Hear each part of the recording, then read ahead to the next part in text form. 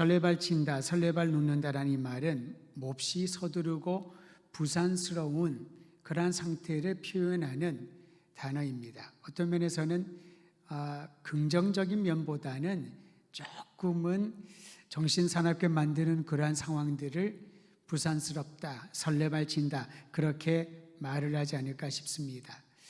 오늘 말씀을 중심으로 전과 후를 보면은 물론 베드로가 항상 설레발치는 사람은 아니었습니다만은 그와 예수님과의 대화를 보면은 다른 제자들에 비해서 좋게 말하면 열정이지만 다른 면에서 보면은 본인의 생각이 예수님보다 앞서거나 또는 예수님의 의도와 전혀 다른 그런 얘기를 하고 행동할 때가 얼마나 많았는지 모릅니다. 그래서 한번 그렇게 설교 제목을 잡아보았습니다. 사실 이스라엘 백성들에게는 메시아를 기다리는 메시아 대망 사상이 굉장히 강했지요. 예수님의 제자들은 마찬가지였습니다. 그들이 주님의 명령에 따라 순종할 수 있었던 것은 그토록 기다리던 메시아가 바로 나사렛 예수 이분이 아닐까라는 그런 마음이 들어서 있겠지요.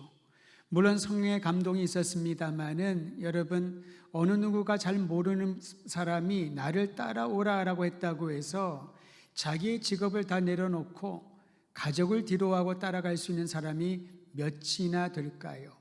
왜냐하면 예수님은 아무런 보장을 하지 않았습니다. 계약서를 쓰지도 않았습니다. 비전을 제시하지도 않았습니다. 그저 나를 따라오너라. 그나마 비전이라면은 내가 너희로 사람 낚는 어부가 되게 하리라. 논리적이지도 않고 한 번도 들어보지 못했던 사람 낚는 어부가 되리라. 그 말에 얼마나 많은 사람들이 감동하고 수긍을 했을까요? 그런 놀랍게도 머리를 뛰어넘는 가슴을 치고 그들의 인생을 이끄는 놀라운 영적인 권위가 예수님의 부르심에 있었기에 제자들이 주님을 따라갔습니다. 그리고 한 가지 소망은 이분이 메시아가 아닐까, 이분이 메시아가 맞구나라는 신앙 고백으로 성장하게 되었던 것이지요. 이스라엘 백성들은 하나님의 율법을 소유하고 메시아를 기다리는 약속을 받았다는 자부심이 대단했었습니다. 하나님의 선택받아 구원의 열매가 된다는 특권의식은 그들로 하여금 강인한 결속력을 가지게 만들었습니다. 오죽하면 다른 민족을 모두 이방인이라고 규정하면서 영적으로 격하는 경향을 보여왔었지요. 이방인들과 상종도 하지 않았습니다. 그들과 대화를 하거나 식탁에 같이 앉는 것도 수치스럽게 느낄 정도로 유대인들이 아닌 다른 사람들을 사람답지 않게 생각했던 것이 그들의 특권의식 그리고 자부심이었던 것이지요. 그런 상황 가운데 성육하신 예수님은 잘못된 영적 자부심과 특권의식에 사로잡혀 있는 이들을 깨우쳐서 하나님이 그들을 부르시고 선택하신 이유가 무엇인지, 예수님이 성육하신 의도가 무엇인지를 가르쳐 주기를 원하셨던 것입니다. 율법을 가지고 율법에 대하여 배우고 익혔던 유대인들이었지만은 경직된 율법주의에 빠져서 정작 예수님이 그리스도라는 사실을 알지도 믿지도 않았던 그들에게 이제 올바른 시야를 갖출 수 있도록 주님이 도전해 주신 것이지요. 사실 율법은 하나님의 마음을 느낄 수 있는 그 내용이 담겨져 있습니다. 자주 제가 도전하고 말씀드리는 게 있지요. 율법은 중요합니다. 단 율법주의에 빠져 있을 때에 그 사람의 생각은 복음을 거스르게 되는 겁니다. 신비는 아름답습니다. 예수님이 동정녀에 탄생하신 것도 신비한 하나님의 역사이지요. 죽은 자가 살아나고 나같이 패역한 이가 예수님을 믿고 구주로 영접했다는 것, 이게 신비로운 일 아니겠습니까?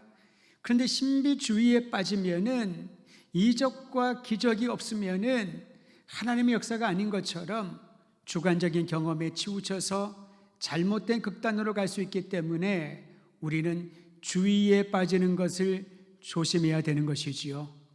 율법은 소중한 것입니다. 그런데 율법주의에 빠져 그들의 생각은 굳어져 버렸습니다. 사람들을 정죄하는데 율법의 기준을 잣대를 가지고 대었었고요. 율법의 규정에서 나온 수많은 규칙들을 만들어 사람들을 옴짝달싹하지 못하게 붙들었던 그 율법주의에 대하여 예수님께서는 생각을 부드럽게, 마음을 부드럽게 하는 교훈과 가르침을 주셨던 것입니다. 특히 마태복음에 기록된 산상수훈에 보면요, 율법을 삶에 적용하라는 예수님의 의도가 잘 나타나 있습니다. 율법을 알고 있는 건 좋은데 그것을 아는 것에 그치지 말고 그 율법을 개인의 삶에, 자신에게 적용하라는 것이지요. 여러분, 큐티, 즉 말씀 묵상 훈련할 때 가장 기본적인 게 뭔지 아시죠? 그 말씀을 묵상을 하면서 적용할 때 다른 사람들에게 적용해서는 안 된다는 겁니다. 설교를 들을 때도 마찬가지입니다. 저 설교는 꼭 누가 들어야 되는데 그 사람이 여기 없어서 아쉽다라고 생각해서는 안 된다는 거지요. 그 말씀이 나를 향한, 나에게 주시는 말씀인 줄을 받아들이고 개인에게 적용하는 것이 말씀 묵상의 유익이요, 하나님의 말씀을 대할 때 우리의 마음가짐이어야 되는 것입니다. 예수님은 산상수훈에서 이 부분을 가르쳐주고 있습니다. 여러분, 오늘 우리가 요한복음을 본문으로 삼았습니다마는 앞으로 좀 넘어가셔서 마태복음 5장을 한번 펴보시기를 바랍니다. 마태복음 5장 21절 말씀, 마태복음 5장 21절 찾아서 우리 큰 소리로 함께 읽으면 좋겠습니다. 영상으로 예배드리는 분들도 함께 성경을 찾아 읽으시되 이제 성전으로 나와 함께 예배하는 은혜가 있기를 바랍니다. 마태복음 5장 21절 같이 읽습니다. 시작. 살인하지 말라. 누구든지 살인하면 심판을 받게 되리라 하였다는 것을 너희가 들었으나, 자, 이게 무슨 말인가요?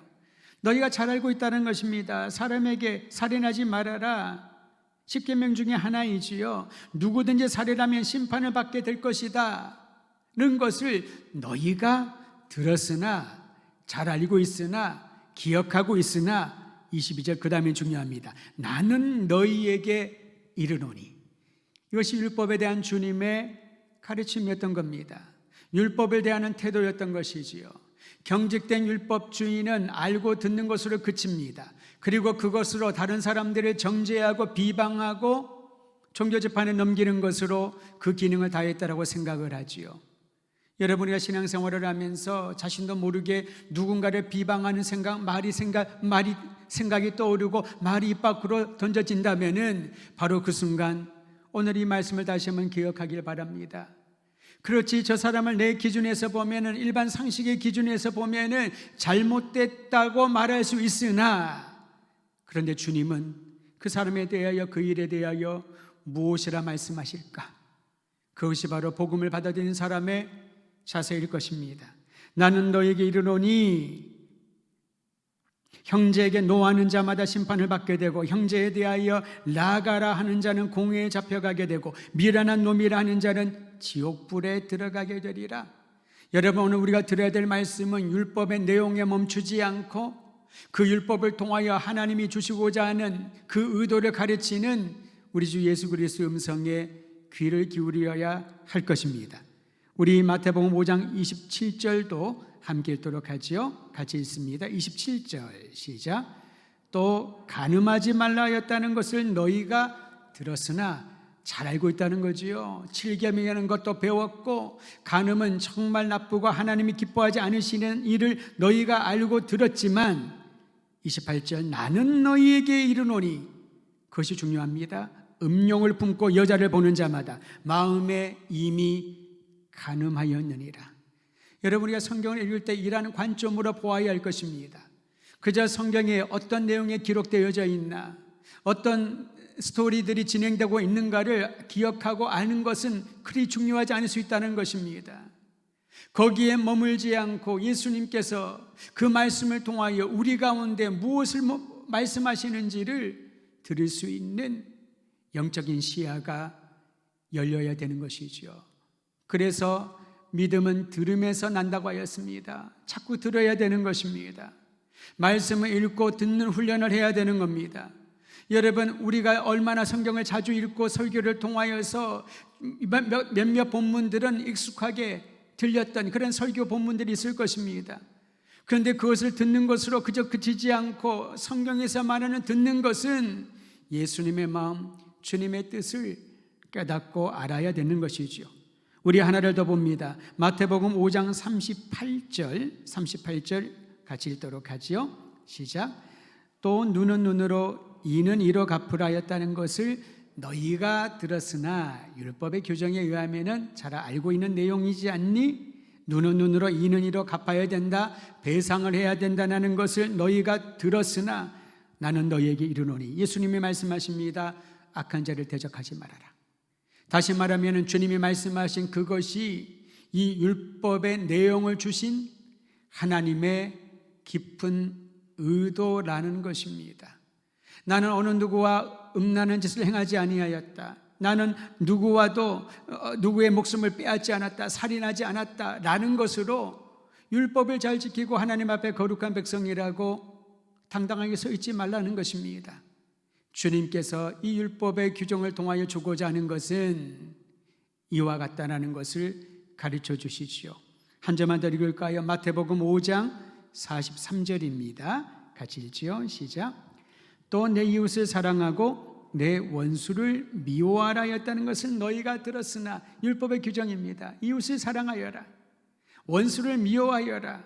그러나 주님이 말씀하십니다. 나는 너희에게 이르노니 너희 원수를 사랑하고. 율법의 규정은 이웃을 사랑하고 원수를 미워하라, 대적하라 라고 하였으나 주님이 말씀하십니다. 그 말씀의 본래 의도는 원수까지도 사랑하고 너희를 박해하는 자를 위하여 기도하라. 여러분, 이러한 말씀을 따라 살았던 이들이 초대교회 성도들이었습니다. 핍박하는 이들, 예수님 믿는 것 때문에 그들을 잡아서 사자밥이 되게 하고 콜로세움에서 많은 사람들에게 수치스럽게 죽게 만들었던 그들을 위하여 초대교회 성도들은 이 말씀 그대로 원수를 사랑하고 박해하는 자를 위하여 기도했던, 이것이 부흥의 역사의 원리였던 것이지요. 우리는 어떠합니까? 그저 아직도 율법주의에, 율법에 머물러 있지는 않은가 싶습니다. 나와 가까운 사람들, 친밀한 사람들에게는 친절하고 사랑하지만은 나와 어떤 거리낌이 있거나 문제가 있는 이들에 대해서는 미워하는 마음, 증오하는 마음을 지우기가 힘들어서 이를 부득부득 가면서 살고 있지 않은지, 오늘 우리는 다시 한번 이 말씀을 통하여 우리에게 적용해야 될 것입니다. 왜 주님께서 이렇게 말씀하셨을까요? 이미 마태복음 5장 17절에 우리가 읽은 말씀 그 전에 결론 부분을 선포해 주셨습니다. 우리 함께 마태복음 5장 17절 같이 읽도록 하지요. 시작. 내가 율법이나 선지자를 폐하러 온 줄로 생각하지 말라. 폐하러 온 것이 아니요 완전하게 함이라. 이 말씀을 하고 조금 전에 우리가 읽었던 옛사람들은 이렇게 들었지만, 율법은 이렇게 말했지만 나는 너희에게 이렇게 말한다 라고 주님이 설명을 해 주신 거지요. 주님은 율법을 폐하러 오지 않았습니다. 유대 종교를 무너뜨리러 온 것이 아닙니다. 그 전통을 잘못됐다고 정죄하고 그것을 다 벗어버리고 없는 것처럼 불태워버리라, 그것이 주님의 의도가 아니었던 것이지요. 예수님이 오신 것은, 예수님이 선포하신 메시지의 목적은 여전히 불완전한 가운데 율법주의의 옷을 입고 살아가는 이들에게 이제는 율법이 아니라 복음이요 하나님의 생명의 말씀을 완전하게 하기 위하여, 여기에서 완전하게 한다는 이 말은 완벽하게가 아니라 성취하기 위하여라는 뜻입니다. 즉 나는 율법과 선지자를 폐하러 온 것이 아니라 그 율법과 선지자들이 말했던 하나님의 예언의 말씀, 약속의 말씀을 성취하기 위하여 왔노라. 그러므로 우리는 예수님의 비단에서 율법을 바라보면 그 율법의 약속들을, 그리고 선지자의 예언들을 성취하고 완성시켜 주시는 그리스도의 놀라운 사역을 발견하게 되는 것입니다. 제자들을 3년 동안 훈련시켰던 이유도 바로 여기에 있었지요. 예수님이 하나님의 완전한 계시요 이미 모세를 통하여 주신 계명을 완성시키시고 성취하는 분이란 사실을 제자들에게 제자 훈련을 통하여 보여주고 가르쳐 주었던 것입니다. 그리고 주님 다시 오시는 그날까지 주님의 이름으로 모이는 모든 이들, 성령으로 충만한 교회가 예수 그리스도 안에서 하나님의 구원의 약속이 성취되었다라는 것을 담대히 증거할 수 있도록 우리에게 사명을 주시고 오늘 이 자리에 기쁨으로 예배드리게 하신 겁니다. 여러분, 이 사명을 잊지 말고 복음의 완성자이신 예수님만을 높여드리며 찬양하는 복된 인생 되시기를 주의 이름으로 축원드립니다. 예수님은 이제 요한복음에서 주님이 말씀하신 율법을 성취하는, 율법을 완전하게 하는 것이 무엇인지 그 핵심을 우리에게 가르쳐 줍니다. 오늘 우리는 요한복음 13장 36절부터 읽었는데요, 바로 그 전절부터 다시 한번 읽도록 합니다. 요한복음 13장 34절과 35절, 율법을 완전하게 하는, 율법을 성취하는 주님의 말씀이요 우리에게 주신 명령입니다. 34절 35절 같이 읽습니다. 시작. 새 계명을 너희에게 주노니 서로 사랑하라. 내가 너희를 사랑한 것 같이 너희도 서로 사랑하라. 너희가 서로 사랑하면 이로써 모든 사람이 너희가 내 제자인 줄 알리라. 아멘, 아멘. 얼마나 유명한 성경 구절입니까? 암송하는 분도 상당히 많을 것입니다. 이 말씀을 들을 때마다 여러분 어떤 생각이 들어오나요? 주님께서 명하셨습니다. 새 계명을 너희에게 주노라. 여기서 새 계명이라고 하는 것은 시간적으로 옛 것과 대비되는 새 것이 아닙니다. 오래된 옷과 새 옷과 그게 아니라는 거죠. 오래된 건물과 새로운 건물, 그런 의미에서 새 계명이 아닙니다. 여기서 예수님이 말씀하신 새 계명의 새 것이라고 하는 것은 형태나 그 성격이, 성질이 새로운 것을 의미하는 것이지요. 우리가 십계명을 알고 613가지의 율법의 규정들을 알고 율법의 해석서를 잘 알고 배우고 있다 할지라도 그것은 거기에 머물러 있지 말고 그것을 뛰어넘어서 주님이 주시는 새로운 계명, 이 모든 계명들과 규정들을 통합하고 꿰뚫는 전혀 새로운 성격의 것을 우리에게 들려주노니 그것이 바로 서로 사랑하라. 구약은 사랑에 대해서 얘기를 합니다. 근데 주님이 말씀하신 새 계명의 이 서로 사랑하라는 그 질과 방식과 의도에 있어서 새로운 것이라는 거지요. 나에게 잘해준 사람에게 잘해주고 나에게 해코지한 사람에게는 이의 이로, 눈의 눈으로 갚는 것이 하나의 보편적인 규정이었다면은 이제 나를 해코지하고 복음을 받아들이지 아니하고 박해하는 이들을 위하여서도 포기하지 않고 끊임없이 기도하며 복음 전파에 정진하는 것, 그리고 그 중심에는 그 영혼을 사랑하기 때문에, 그 영혼이 주 예수의 복음을 받아들여야 되기 때문에 그 영혼이 주님께로 돌아오는 것이 나에게 오늘날 주신 사명이기에 기도하고 그리고 복음을 전파하는 것이 새 계명이 말하는 서로 사랑하라라는 것입니다.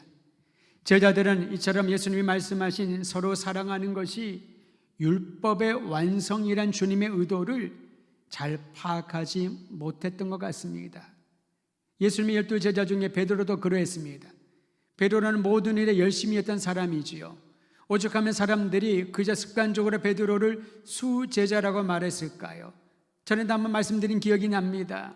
성경에는 베드로를 수제자라고 말한 기록이 하나도 없습니다. 왜 우리는 성경에도 없는 그 내용을 가지고 그를 수제자 또는 선임제자라고 말을 할까요? 다 그것은 우리가 만들어낸 얘기이지 성경에는 12제자 중에 한 사람입니다. 앞에 나오면 그 사람이 더 지명도가 있고 중간이나 뒤에 나오면 지명도가 없나요? 그것은 우리에게 익숙한 방식일 뿐입니다. 성경 어디에도 순서에 따라서 이름을 먼저 후로 한다는 것이 없습니다. 지난번 우리 함께 말씀을 보았던 것 기억하십니까? 요셉이 두 아들 에브라임과 므낫세를 데리고 왔는데 므낫세가 사실은 장남이었거든요. 에브라임은 둘째였습니다.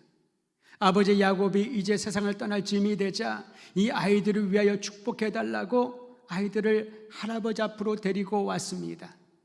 야곱이 얼마나 기뻤는지요. 몸은 쇠약했지만 그가 온 힘을 다하여 그 아이들을 진심으로 하나님 앞에 축복하며 기도를 하는데 요셉이 의도적으로 아버지가 오른손을 잘 얹을 수 있도록 므낫세를 자기의 왼손으로, 장자지요, 차자였던 에브라임을 아버지 왼손으로 가게끔 머리를 이렇게 들어 밀었는데 힘도 없고 앞도 잘 보이지 않았던 야곱이 손을 엇갈려서 오른손을 에브라임에게 왼손을 므낫세에게 이렇게 어긋나서 축복하는 봅니다. 그것을 보고 요셉의 마음이 그리 좋지 않았다고 생각을 합니다. 왜냐하면 요셉은 알지요. 자기가 11번째로 태어나서 얼마나 많은 박해를 받았습니까? 어려움을 겪었습니까? 하나님의 구원 계획인 걸 알고 있었지만은 그래도 순리대로 하면은 어쨌든 간에 장자에게 오른손의 축복을 받기를 원했던 것이 아버지의 마음이었겠지요. 그래서 야곱에게 말하지만은 야곱이 그렇게 답변하지 않습니까? 이것은 그의 의도가 아니다는 것이지요. 하나님이 므낫세도 복을 주시지만은 에브라임이 그 형보다 더 크게 되리라. 여러분, 이것이 성경의 원리인 것입니다. 근데 우리는 자꾸 줄서기를 합니다. 수제자라는 말을 앞으로 쓰지 않기를 바랍니다. 그저 제자 중에 베드로였습니다. 다만 그의 열정은 누구보다도 앞섰기 때문에 베드로만큼은 예수님의 의도를 잘 파악했을 것이라고, 베드로만큼은 예수님의 의중을 잘 알고 있을 것이라고 우리는 기대하고 있는 것이지요. 예수님이 서로 사랑하라, 이것이 새 계명이다. 너희가 서로 사랑해야 이전과 다른 새로운 마음으로, 이전에는 그저 유대인들만 사랑하고 사마리아인들은 배척을 하고 이방인들은 인간 취급하지 않았다면 이제는 그들도 하나님의 자녀인 줄을 알고 서로 사랑하라, 이것이 새 계명이다. 그래야만 너희가 나의 제자인 줄 사람들이 알리라. 여러분, 이 말씀 우리는 어떻게 적용하고 살아가고 있나요? 저는 오늘 이 말씀 우리 모든 성도들의 삶 가운데 저를 포함하여 더 강력하게 나타나기를 간절히 소망하는 것입니다. 그런데 제자들은 깨닫지 못했습니다. 베드로가 그렇지 못했습니다. 그러니까 오늘 본문에 있는 것처럼 베드로가 딴 얘기를 하지 않습니까? 매사에 다른 제자들보다 앞서 발행했던 베드로, 그렇다 보니 어떤 이들은 베드로가 매우 다혈질적이고 성격이 급하다라고 얘기를 합니다. 그저 불과 같은 사람이라고 얘기를 하죠. 물론 그런 성격도 있었겠지만 저는 베드로가 나오는 구절을 볼 때마다 어떤 마음이 드냐면 예수님에 대한 사랑과 열정이 그 누구와 비교해서 뒤지지 않을 정도로 뜨거운 사람이었다. 그런 면에 도전을 받는 것입니다. 항상 우리는 눈치를 보는 데 익숙하지 않습니까? 자원하는 심령보다는 뒤처져 있는 것을 편안하게 생각을 합니다. 그리고 사람들이 어떻게 움직이나 거기에 따라서 나도 조금 더 힘을 쏠을지 아니면은 뒤처질지 뒤로 따라갈지를 결정하는, 그저 그러한 것이 우리의 습성이 되어버린 것 같습니다. 베드로는 그렇지 않았습니다.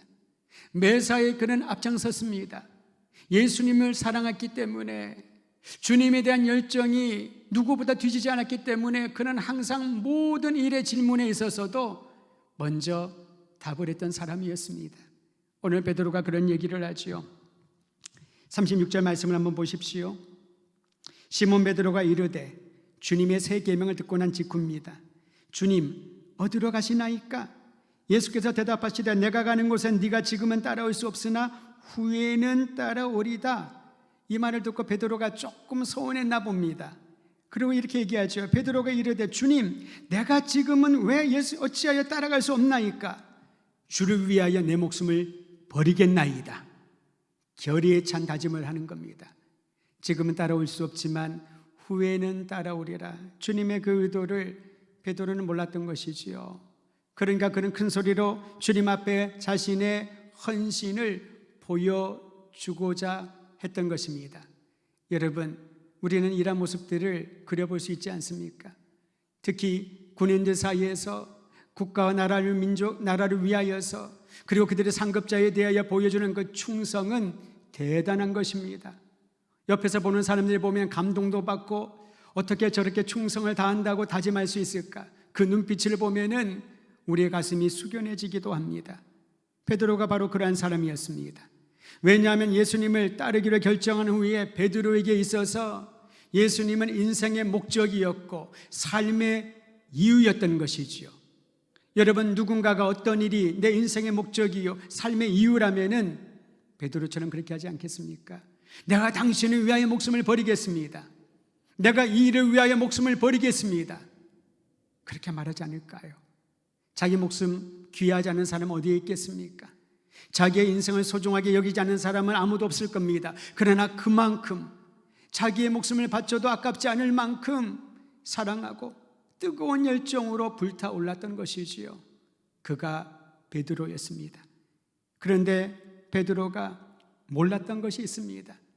주님을 사랑하고 열정도 불같이 타올랐지만은 그가 몰랐던 것이 있었습니다. 두 가지가 있었는데요. 첫째는 예수님이 가셔야 할 길이 어떤 길인지를 그는 몰랐습니다. 지금이라도 제가 따르겠습니다. 왜 못 따른다고 말씀하시나요? 주님을 위하여 나의 모든 것을 걸었습니다. 주님이 죽으면 나도 죽고 주님이 살면 나는 살 것입니다. 그런 결단을 한 것이지요.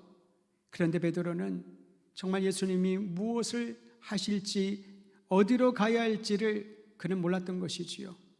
예수님이 걸어가야 했던 길은 십자가의 길이었습니다. 실제로 예수님이 붙잡히셨을 때 불법 재판을 밤새도록 받고 그 짧은 시간에 십자가형이 결정돼서 십자가에 달려 돌아가실 때 베드로는 그 근처에 있지 않았습니다. 예수님이 가셔야 될 길을 몰랐기에 그는 본능적으로 주님으로부터 떨어져 나갔던 것이지요. 두 번째, 베드로가 몰랐던 것은 자기 자신에 대해서 잘 몰랐던 것처럼 보입니다. 나름대로는 사리분별이 빠르고 명확하게 판단할 수 있다라고 생각했을지도 모릅니다. 예수님께 최상의 것을 드릴 수 있는 충성된 제자는 자기밖에 없다라고 그는 당당하게 얘기했을지도 모릅니다. 그런데 자기 자신을 몰랐던 거지요. 자신의 약함을 몰랐던 겁니다. 너무나도 본인의 생각이 크고 강하다 보니 다른 사람들의 얘기가, 특히 주님의 말씀이 들려오지 않았던 것이지요. 오죽하면 예수님께서 자신이 버림받고 고난당할 것을 가르치기 시작하자 베드로는 자신의 판단력을 빨리 돌려서 예수님 앞에 이렇게 항변하지 않았습니까? 주님, 그런 일은 주님께 결코 일어나지 않습니다. 일어나서도 안 됩니다. 그런 일이 만약에 일어난다면 제가 초반에 다 차단하겠습니다. 이것이 베드로의 생각이요, 그의 연약함이었습니다. 그는 외적으로는 열정이 있고 강인하고 사람들보다 더 헌신적인 사람처럼 보였지만 본인도 그렇게 생각했겠지요. 그러나 결정적인 순간에 무너지고 연약해지고 주님을 부인할 수밖에 없는 그러한 존재라는 사실을 몰랐던 것이지요. 예수님이 베드로를 깨우쳐 주기 시작을 합니다. 오늘 말씀을 다시 한번 봅니다. 우리 함께 38절 말씀 같이 읽도록 하지요. 예수님이 베드로를 자기 자신에 대하여 잘 모르는 베드로에게 깨우쳐 주시는 말씀입니다. 시작. 예수께서 대답하시되 네가 나를 위하여 네 목숨을 버리겠느냐? 내가 진실로 진실로 네게 이르노니 닭 울기 전에 네가 3번 나를 부인하리라. 이게 바로 너다 베드로야 라고 주님이 말씀하는 거죠. 여러분, 이때 베드로의 얼굴은 어떤 표정이었을까요? 정말 그렇군요. 주님, 제가 깨달았습니다. 저는 그렇게 약한 존재입니다. 그렇게 주님 앞에 응대했을까요? 어떤 얼굴이었습니까? 예수님이 이 말씀을 하기 바로 직전의 내용을 다시 한번 되새겨 보시길 바랍니다. 주님, 왜 지금 제가 주님을 못 따른다고 합니까? 주님을 위하여 제 목숨까지 바쳤나이다. 그런데 예수님께서는 그의 연약한 모습을 들춰내어 보여주십니다.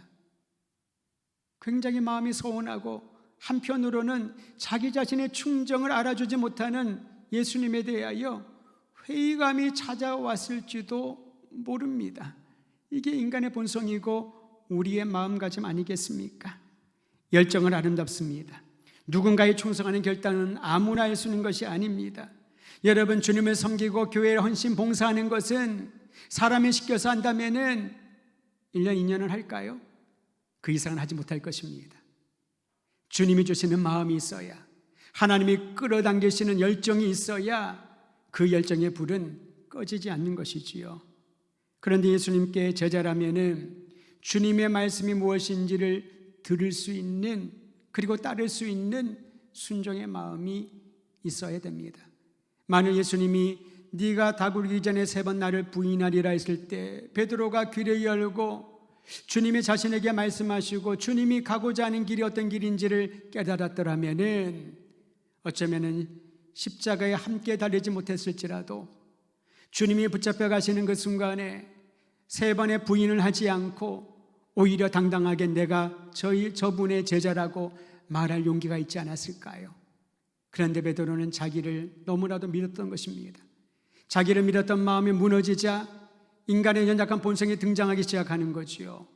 예수님이 말씀하신 것처럼 닭 울기 전에 3번이나 주님을 모른다라고 자기 자신의 목숨을 부지하기 위하여 예수님을 멀리하는 일을 보게 되지요. 베드로는 예수님의 말씀을 듣고 서운하거나 회의감이 들을지 모르겠으나 예수님은 이미 베드로가 어떻게 반응할 것인지를 아셨기에 결코 실망하지 않으셨을 겁니다. 요한복음 2장에 보면 예수님이 많은 표적을 행하자 도처에서 수많은 사람들이 모여들었다고 합니다. 그리고 그들이 예수님을 메시아 왕으로 인정하며 그분을 자신들의 지도자로 세우려는 그런 분위기가 조성되었을 때 성경은 이렇게 말합니다. 예수님은 사람들에게 자신을 의탁하지 않았다고. 왜냐하면 예수님은 사람들의 속에 있는 생각을 다 아셨기 때문이라고 성경은 증거하고 있습니다. 예수님은 베드로를 아셨습니다. 주변에 많은 사람들이 그는 제자들 중에 으뜸이요, 후대들은 그를 수제자라고 그렇게 칭한다 할지라도, 정말 그런 대단한 신앙 고백을 하고 12제자 중에서는 돋보이는 열정과 헌신과 충성의 사람이라고 칭찬할지라도 예수님은 베드로의 말에 자신을 의탁하지 않았습니다. 사람의 속을 아시는 주님께서 오히려 그의 가장 약한 부분을, 일어나지 않았으면 좋겠다고 생각하는 그 부분을 말씀하시면서 끝까지 사랑하시고 끝까지 베드로와 주의 제자들을 품으셨던 것이지요. 주님이 명하신 것처럼 새 계명을 주노니 서로 사랑하라. 내가 너희를 사랑한 것 같이 너희도 서로 사랑하라. 배신하고 자기의 약함 때문에 주님을 멀리하고 말과 행동이 전혀 다른다 할지라도 포기하지 말고 그러한 나를, 우리를 사랑하신 예수님의 사랑으로 형제와 자매를 사랑하라. 바로 그곳에 우리는 진정한 주님의 교회를, 주님의 새 계명이 이루어지는 장면을 목격하게 될 것입니다. 여러분, 신앙생활하면은 사회생활도 마찬가지지만은 부득이하게 내가 원치 않지만 예기치 않은 사건들로 여러 가지 일들로 인하여서 마음의 상처를 입거나 다른 사람에게 의도하지 않은 상처를 줄 수 있을 것입니다. 바로 그 순간 우리가 주님의 제자라면은 주님이 말씀하신 새 계명을 다시 한번 적용하고 실천해야 될 아름다운 훈련의 과정인 줄을 알고 우리의 생각과 마음과 입술의 열매를 주장하시는 주님을 붙들고 예수님이 나를 사랑하신 것처럼 나도 형제를, 자매를 그런 마음으로 사랑하겠습니다. 그저 사랑해야 된다라는 것이 어떤 분이 말하듯이 기독교는 사랑의 종교 아닙니까? 이거는 개념입니다. 여기서 말하는 개념적인 사랑은 추상적이고 관념적이고 그저 입으로만 하는 사랑을 말하지요. 주님이 말씀하신 새 계명 서로 사랑하라 라는 것은 예수님이 나를 사랑하신 그 사랑으로 형제와 자매를 품어주라 라는 것입니다. 오늘 이 밤에 함께 기도할 때 여러분 이를 위해서 기도했으면 좋겠습니다. 혹여나 지금까지 살아오면서 내 마음에 깊은 상처와 아직까지도 서운함과 고통을 준 그러한 기억들이 남아있다면, 혹여나 그로 인하여 하나님께 가까이 나아가는데 걸림이 되고 기도하는데 장애가 되고 그러한 일이 있다면 오늘 주님이 말씀하신 내가 너에게 새 계명을 주노니 서로 사랑하라. 내가 너희를 사랑한 것 같이 너희를 사랑하라. 요한일서에 보면 여러분 이런 말씀이 기록되어 있습니다. 너희가 나를 먼저 사랑한 것이 아니라 내가 너희를 먼저 사랑했다라고. 우리는 서로 사랑하라를 또 이렇게 적용을 하지요. 내가 이 정도 호의를 보여주고 사랑을 보여주면 그 사람도 좀 사랑을 보여줘야 되는데 주님의 명령을 따라 행하다 보니 마치 내가 바보처럼 일방적인 사랑을 하는 것 같네요. 더 이상은 못하겠습니다. 이게 우리의 솔직한 고백 아닐까요? 그런데 주님이 우리를 먼저 사랑하셨기에 우리가 주님의 그 사랑에 힘입어 이제 예수님 사랑합니다. 주님의 계명을 따라 형제와 자매를 사랑하겠습니다. 사랑할 수 있는 힘을 주십시오. 베드로처럼 주님을 위하여 목숨을 바치겠습니다. 주님을 떠나지 않겠습니다. 설레발치는 사람이 아니라 주님이 정말 나의 약함을 아시고 주님이 나를 도와주시면은 주의 그 명령을 끝까지 수행하겠습니다. 근데 자신이 없습니다. 저도 저를 잘 모르겠습니다. 오늘 나를 도와주소서. 주의 성령이 나를 도와주소서. 여러분 이 마음으로 함께 기도하기를 바랍니다. 기도 가운데 하나님의 마음에 엉킨 것들을 풀어주시고 자유케 하여 주시고 이제는 더 이상 미움의 대상이 아니라 사랑의 대상으로 그 자리가 옮겨지는 위대한 역사가 일어나게 될 것입니다.